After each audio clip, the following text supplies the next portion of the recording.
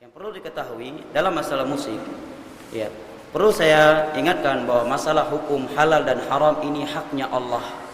Tidak ada yang punya hak berbicara halal dan haram selain Allah, kemudian Rasulnya. Jelas ya? Hak murni Allah Subhanahu wa taala. Nabi kita sendiri hanya menyampaikan apa yang Allah telah perintahkan kepada beliau.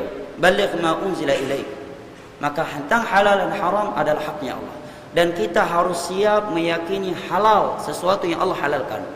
Dan juga sebaliknya, kita harus siap menyatakan haram apa yang Allah dan Rasulnya haramkan, sekalipun kita belum mampu meninggalkannya. Jangan karena hawa nafsu kita atau kita belum mampu meninggalkannya, akhirnya agama Allah kita kelek-kelek.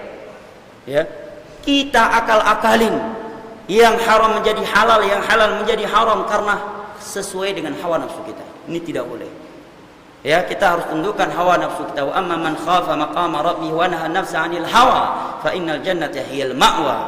Barang siapa yang takut akan keagungan Rabbnya dan dia mampu melawan hawa nafsunya, dia tundukkan hawa nafsunya di depan syariat Allah, maka syurga adalah tempatnya. Makna sebaliknya apa? Orang yang tidak takut kepada Allah dan tidak mau menundukkan hawa nafsunya kepada Allah di hadapan syariat Allah, maka neraka adalah tempatnya.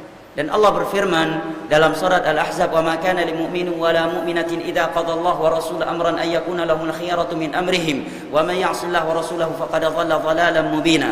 Dan sungguh tidak pantas bagi seorang mukmin dan mukminah jika Allah dan Rasulnya telah menetapkan suatu ketetapan, dia memiliki pilihan lain selain ketetapan Allah dan Rasulnya. Dan barang siapa yang bermaksiat kepada Allah dan Rasulnya, maka sungguh dia telah sesat dengan kesesatan yang nyata. Dalam surat An-Nur juga Allah berfirman, "Innama kana qaulal mu'minina idza du'u ila Allah wa rasulihi liyahkuma bainahum ay yaqulu sami'na wa ata'na wa ulaika humul muflihun." Sesungguhnya kriteria kaum mukminin itu tatkala diseru pada hukum Allah dan Rasulnya untuk berhukum dengannya, dia senantiasa menyatakan sami'na wa ata'na, dan mereka itu adalah orang-orang yang beruntung. Dan telah sepakat para sahabat Nabi, para tabi'in, tabi'ut tabi'in, dan 4 mazhab tentang haramnya musik. Tentang haramnya musik. Ya.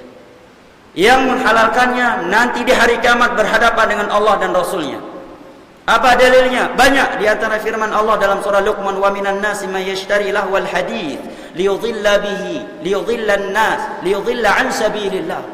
Di antara manusia ada yang perjualbelikan lahwal hadits untuk menyesatkan manusia dari jalan Allah. Dan sahabat Abdullah bin Mas'ud bersumpah dengan ayat ini bahwa dimaksud dengan lahwal hadits di sini adalah musik. Musik dan nyanyian-nyanyiannya. Dan juga hadis Nabi dalam Sunan Abu Dawud, Nabi menyatakan, "La yakunanna fi ummati aqwamun yastahilluna al-hirra wal harira wal ma'azif." Sesungguhnya akan ada di akhir zaman nanti dari umatku yang membolehkan prostitusi. Jangankan prostitusi, LGBT aja ada yang membolehkan, ya kan?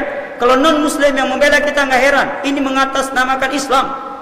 Padahal hukuman LGBT kaum Lut menurut sahabat Ali bin Abi Thalib, bahkan sebagian sahabat yang lain dibakar hidup-hidup menurut para sahabat.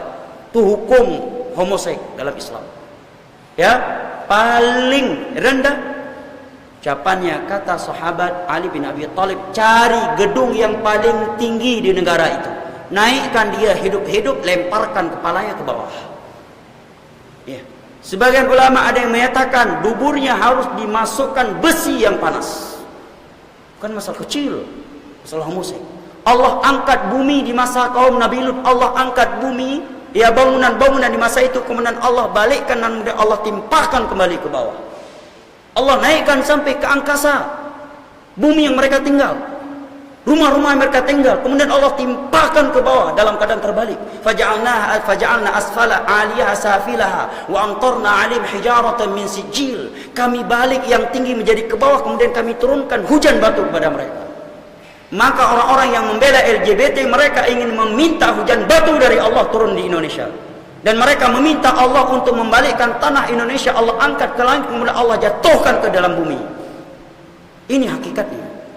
Siapapun dia, Allah yang Rabbul Alamin mampu melakukan segala sesuatu. Tsunami telah datang dan mengingatkan kita kekuasaan Allah. Mana daging-daging yang mendatangi tempat-tempat maksiat di masa itu di pinggir laut. Tengkoraknya tidak diketahui sekarang di mana. Allah lenyapkan ribuan nyawa tidak dalam sekejap waktu. Jangan memanggil azab Allah Jalla wa'ala. Dan jangan bermain-main dengan hukum Allah Jalla wa'ala. Maka Nabi menyatakan di akhir zaman nanti akan ada sebagian kaum yang menghalalkan prostitusi dan kain sutra. Dan yang terakhir itu syahidnya yang menghalalkan musik. Jadi kalau ada ustaz yang menghalalkan musik, betul, karena Nabi memang telah memberitakan, dan itu adalah orang salah satunya. Ya, 4 mazhab sepakat. Loh ustaz, ini musik islami. Kalau ada musik islami berarti ada prostitusi islami. Karena Nabi menyebutkan musik bareng dengan zina dan kain sutra. Kalau ada musik islami, maka ada pula zina islami. Dan coba kita bayangkan, di masa Nabi, andai kata Nabi membolehkan musik, pasti musik di masa itu islami. Nggak mungkin Dewa 19 di masa itu dihidupkan, Sheila on Seven dan yang semisalnya. Pasti lagu-lagu yang dinyanyikan oleh Umar, Abu Bakar kalau boleh. Nggak mungkin Dewa 19, ya kan? Nggak mungkin lagu rock, ya, nggak mungkin. Pasti lagu-lagu islami, tapi nggak ada yang dikecualikan oleh Nabi. Datang kita kecualikan. Kita lebih hebat daripada Nabi dan para sahabat, lebih hebat daripada tabi'in, lebih hebat daripada tabi'in, dan lebih hebat dari 4 imam mazhab. Nah, wallahu taala alam.